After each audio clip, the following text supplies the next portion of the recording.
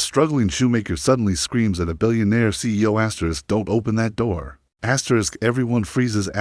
Ethan was a young shoemaker in a quiet town. Known for his humble nature and beautiful craftsmanship, his small workshop sat at the corner of Main Street, where he spent his days stitching leather and polishing boots. Dreaming of someday expanding his little shop, one afternoon, as the sun dipped low behind the buildings, a black luxury car stopped outside. It was sleek, expensive, completely out of place in the neighborhood. A tall man in a suit stepped out. His watch sparkled, and his shoes looked like they had never touched dust. It was none other than Richard Lennox, the CEO of a billion-dollar fashion empire. Ethan looked up from his workbench, confused and nervous. Why would a man like that come to his tiny shop? The CEO walked in with quiet authority, glanced around the shop, and without much introduction, said, "I need you to repair these." He handed over an old, dusty wooden box with a faded lock. It didn't look like shoes. Ethan hesitated, puzzled. "Sir, I make and fix footwear. This looks like a chest." Richard's expression hardened. "Just do it. Don't try to open it. Fix the lock only." The way he said it, cold, commanding, made Ethan uncomfortable. But money was money. "I'll need a days," Ethan said, taking the box carefully as soon as the CEO left. Ethan stared at the box on his table. It had strange markings, and something about it didn't feel right. When he tried to move it, he noticed it was heavier than expected, and a faint, metallic rattle echoed inside. He had no idea what was in it, but something told him this wasn't just a repair job. Something told him this box carried a secret, one that someone like Richard Lennox didn't want the world to know. That night, Ethan couldn't sleep. The box sat on the wooden shelf in his workshop, untouched yet constantly pulling at his curiosity. He kept hearing the CEO's voice in his head, "Don't try to open it." But why? What was inside that made a billionaire so tense and demanding? Ethan had repaired locks all his life, but never had anyone been so secretive about one. As the wind rattled the windows and the town quieted into darkness, he finally gave in. He stepped into the workshop with a flashlight, his hands trembling slightly as he picked up the box. It felt colder now, like it had soaked in the night air. He examined the lock hole, rusted, yet not complicated. He could easily open it with a single turn of his tool. His conscience warned him to leave it alone, but something deeper pushed him forward. Maybe it was instinct, maybe it was fate. He placed the tool inside the lock and twisted gently. Just then, a sound came from inside, soft, almost like a whisper, but clear enough to make him freeze. It wasn't mechanical. It was human. His heart pounded. He dropped the box in shock. "No," he whispered, stepping back. But the whisper came again, only this time. It said his name, Ethan. The voice was weak, tired, but real. Panic took over. He grabbed a towel, wrapped the box, and shoved it under the workbench. His breath came fast, sweat dripping down his neck. What had he just touched? Why did a voice call his name from inside a sealed box? He didn't open it completely, but now something inside knew who he was. At that very moment, far away in a tall office building, Richard Lennox sat in his chair shaking. He knew, somehow, he knew the boy had heard it.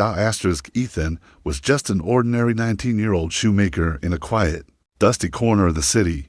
He lived a simple life, repairing worn soles and stitching torn leather in the tiny workshop he had inherited from his grandfather. His days were uneventful, filled with the soft clatter of tools and the familiar smell of polish and glue, until one rainy evening, when a sleek black car stopped in front of his shop. A tall man stepped out, dressed in an expensive coat, his eyes hidden behind dark glasses despite the storm.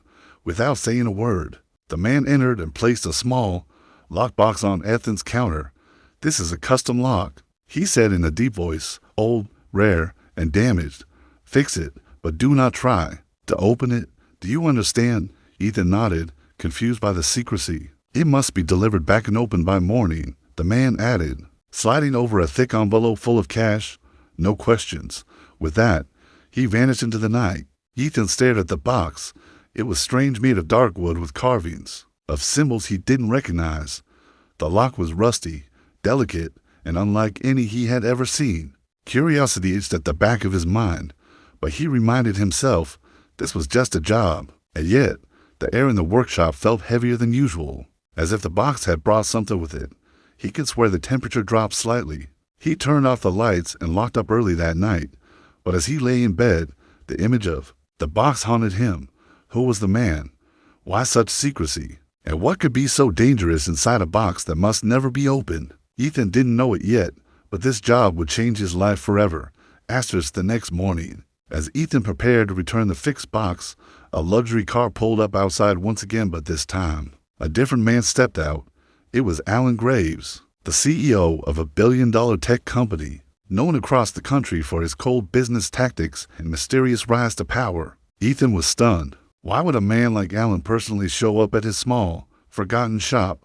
Alan entered without a word, his face pale and eyes darting nervously to the repaired box. Ethan handed it over carefully, but before Alan could leave, Ethan hesitated. "What's in there?" he asked quietly. Alan froze. His grip tightened on the box, and for a moment, he looked like he might say something, but instead, he turned sharply. "It's better if you never ask that question again," he said, his voice shaking slightly.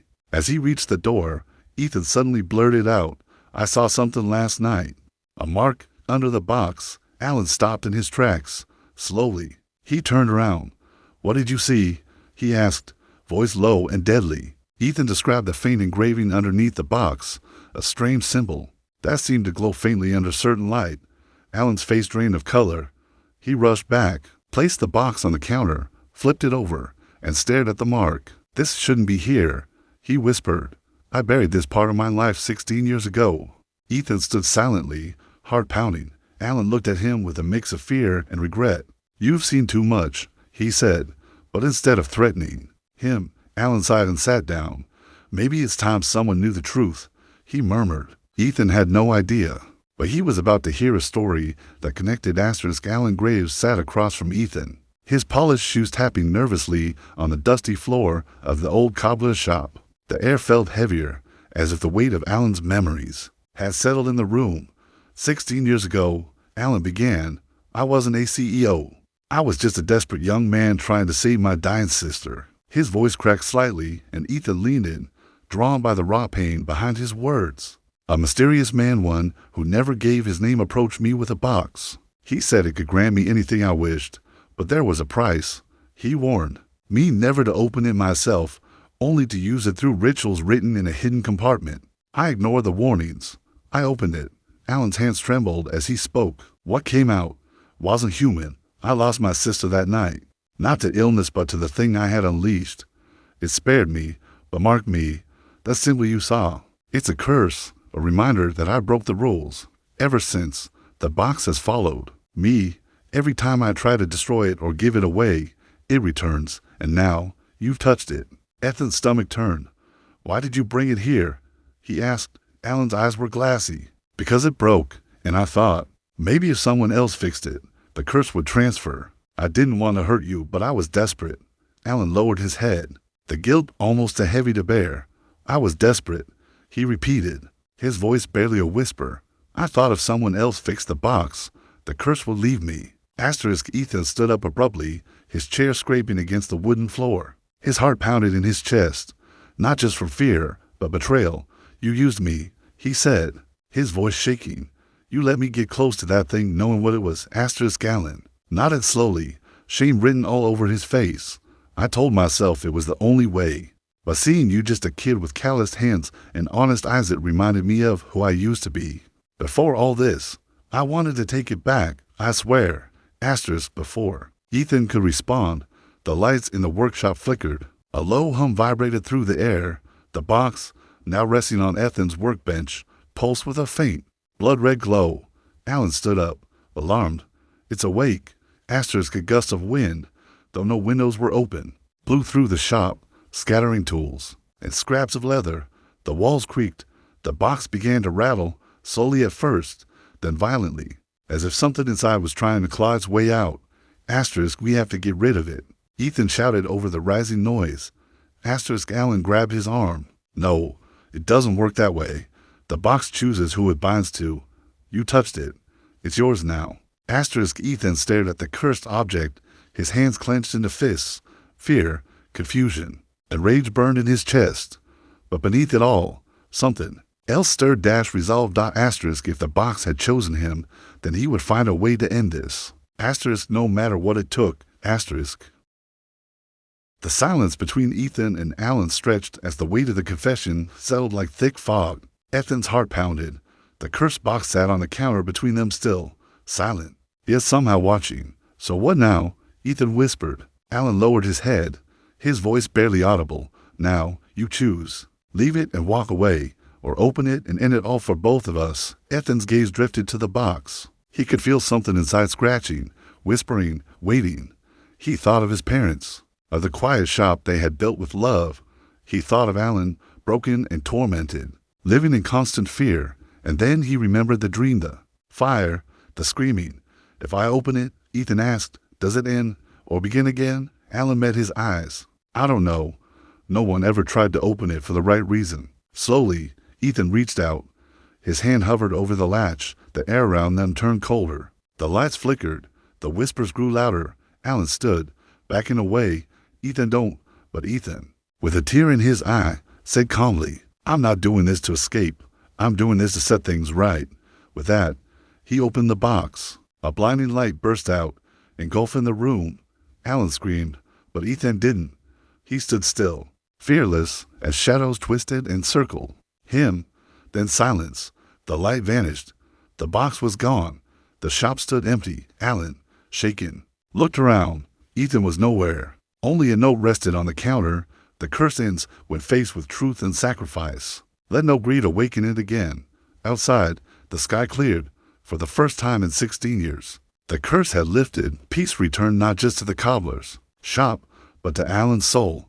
Asterisk, if this story gave you chills, don't forget to like, comment, share, and subscribe to Human Fables for more haunting tales. Asterisk, your support helps us bring true emotions and unforgettable stories to life every week.